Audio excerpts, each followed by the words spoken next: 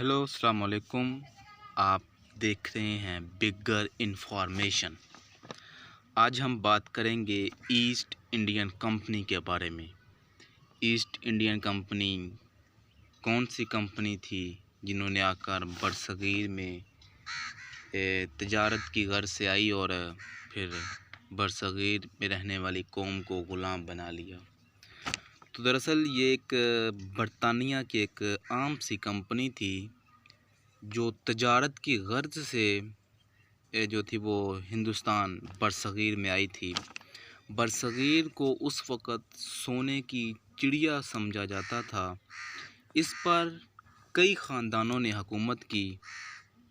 बरसगीर पर जो थे बहुत सारे ख़ानदानों ने हुकूमत की, जिनमें मुग़लिया ख़ानदान, अर्तुगरुल ख़ानदान और भी कई ख़ानदान शामिल थे।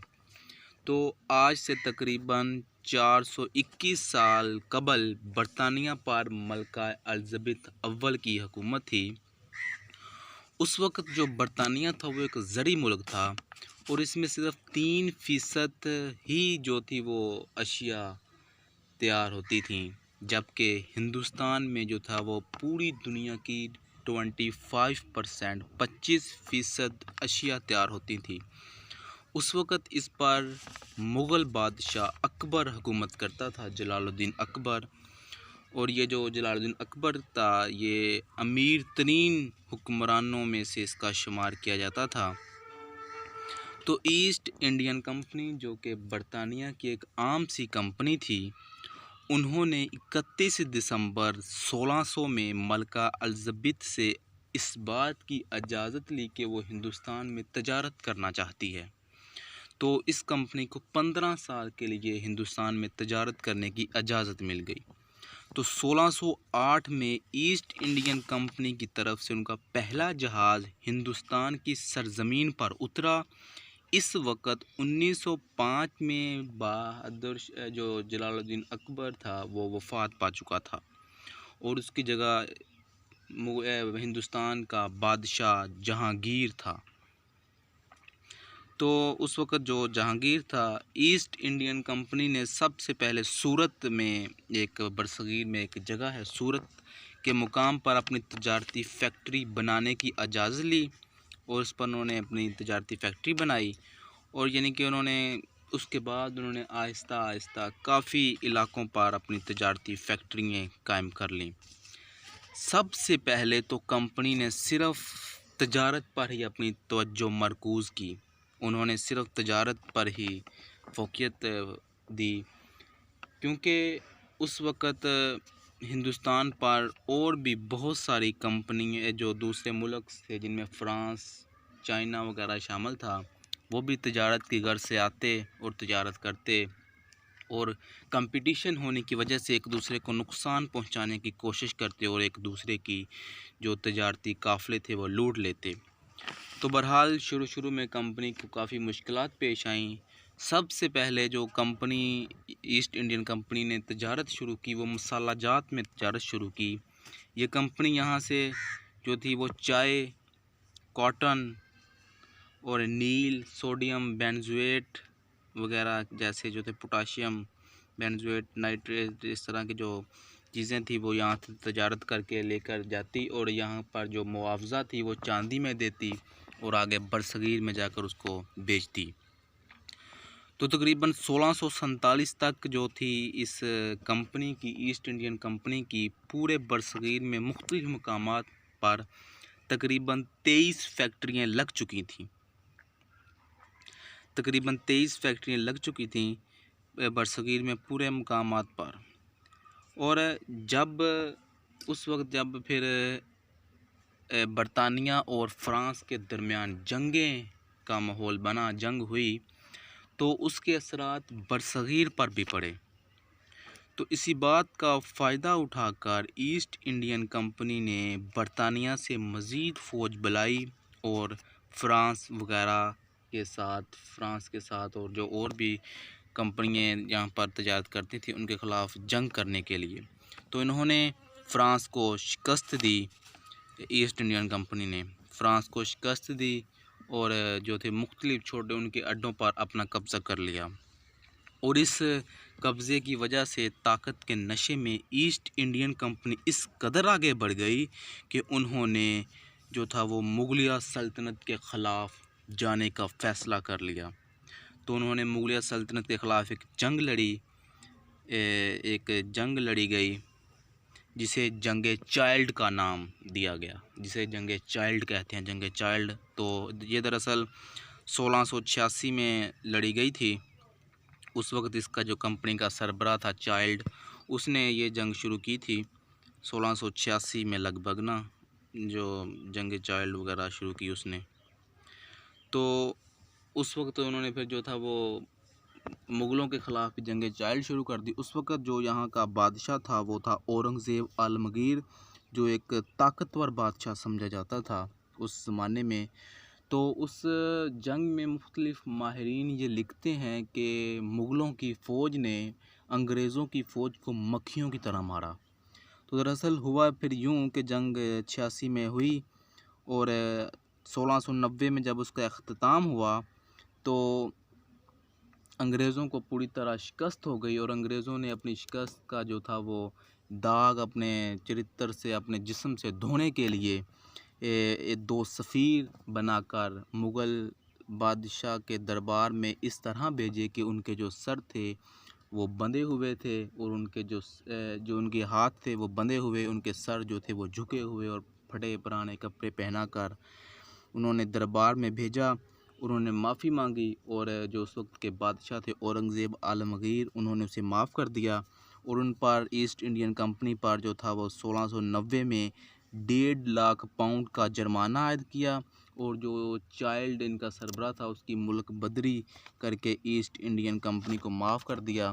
یوں ایسٹ انڈین کمپنی نے دوبارہ پھر اپنی جو توجہ تھی وہ صرف تجارت پر مرکوز کر دی۔ اور یہ جو اورنگزیب عالمگیر 1707 میں وفات پا گیا۔ اورنگزیب عالمگیر کی وفات کے بعد جو تھی وہ برصغیر میں مختلف قبائلوں نے آپس میں جنگیں شروع کر دیں، اور اپنی چھوٹی چھوٹی ریاستیں اپنی قائم کر لیں، اور اسی بات کا فائدہ انگریزوں نے بھی اٹھایا۔ انگریزوں نے باہر سے اسلحہ منگوایا۔ انگریز یہ بات جانتے تھے کہ وہ اگر اپنی باہر سے فوج لے کر آئیں تو وہ اس علاقے کی مغلیہ سلطنت کو شکست نہیں دے سکتے۔ تو انہوں نے کیا طریقہ کار اپنایا کہ یہیں سے فوج بنانی شروع کر دی، اور ہندو مسلمان کے آپس میں فسادات ڈالنے شروع کر دیے، غدار خریدنے شروع کر دیے، انہوں کو جو تھا وہ بادشاہ کا لالچ دے کر انہیں اپنے ساتھ ملانا شروع کر دیا، اور انہوں نے یہیں سے لاکھوں کی تعداد سے فوج اپنی تیار کر لی۔ تو پھر آہستہ آہستہ وہ جو تھی وہ پوری دنیا برصغیر پر اکثر علاقوں پر انگریز قبضہ کرتے گئے، اور پھر ان کو جو سب سے زیادہ ان کو جو سامنا کرنا پڑا وہ تھا بنگال کا حکمران نواب سراج الدولہ۔ یہ جو بنگال کا حکمران تھا، اس کا انہوں نے نواب سراج الدولہ نے انگریزوں کو برصغیر سے نکالنے کے لیے مختلف جو تھا آس پاس کے قبائل کی کے حکمرانوں کو اکٹھا کیا، اور ایک فوج تیار کی، اور ان کے خلاف، انگریزوں کے خلاف جنگ لڑی۔ تو 2 جنگیں یہ جیت بھی گیا، 2 جنگوں میں شکست ہوئی، لیکن تیسری جنگ جب ہوئی جسے جنگ پلاسی کا نام دیا جاتا ہے، جو 1757 میں لڑی گئی، یہ نواب سراج الدولہ اور انگریزوں کے درمیان تھی، ایسٹ انڈین کمپنی کے درمیان تھی۔ تو اس میں انہوں نے نواب سراج الدولہ کی اس کی جو سلطنت کا ایک وزیر تھا میر جعفر، اسے بنگال کی حکمرانی کا لالچ دے کر اپنے ساتھ ملا لیا، اور یوں اس طرح ان کی غداری کی وجہ سے 1757 میں نواب سراج الدولہ کو شکست ہوئی، اور اس کو میر جعفر کے بیٹے نے مار دیا۔ تو انگریزوں نے اس کے وعدے کے مطابق جو تھا پھر میر جعفر کو بنگال کا حکمران بنا دیا، اور پھر جب 2-4-5 سال کے بعد میر جعفر کو اس بات کا پتہ چلا کہ بھئی اصل حکمران جو ہے وہ برصغیر میں انگریز ہے، اور ہم تو صرف بس نام کے حکمران ہیں، تو اس نے پھر انگریزوں کے خلاف مزاحمت کرنے کی کوشش کی. تو 1765 میں جو تھا وہ ایسٹ انڈین کمپنی نے بنگال کا جو حکمران تھا میر جعفر، اسے اتار دیا، اسے قتل کر دیا، اور اس کا جو اختیارات تھے بنگال کے خود سنبھال لیے.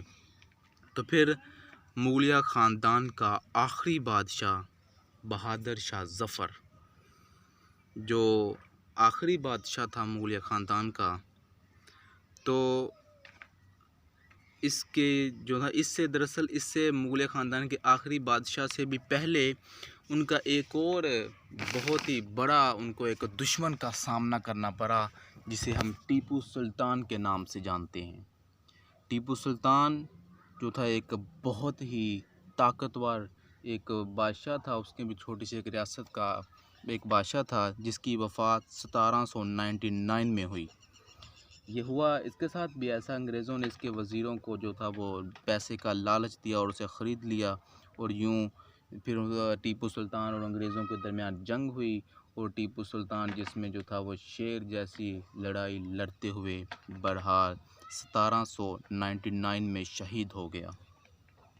اور اس کے بعد پھر جب 1813 میں برطانیہ نے ایسٹ انڈین کمپنی کے جو تجارت کے اختیارات تھے، دراصل 1813 سے پہلے جو بھی جنگیں ہوئیں انگریزوں اور ایسٹ انڈین کمپنی اور ان کے درمیان، اس کے پیچھے ایسٹ انڈین کمپنی تھی. ایسٹ انڈین کمپنی جنگیں لڑتی رہی، سب کچھ کرتی رہی برطانیہ سے افواج منگا کر. تو پھر 1813 میں برطانیہ نے ایسٹ انڈین کمپنی کے تجارت کے اختیارات جو تھے وہ کم کر دیے، اور پھر 1834 میں اس کے اختیارات بالکل سارے اختیارات واپس لے لیے اور اسے صرف ایک کارپوریشن کا نام دے دیا. تو اس کے بعد جو تھا وہ کمپنی کو آخری ایک معرکہ پیش آیا، جسے جنگ آزادی کہا جاتا ہے.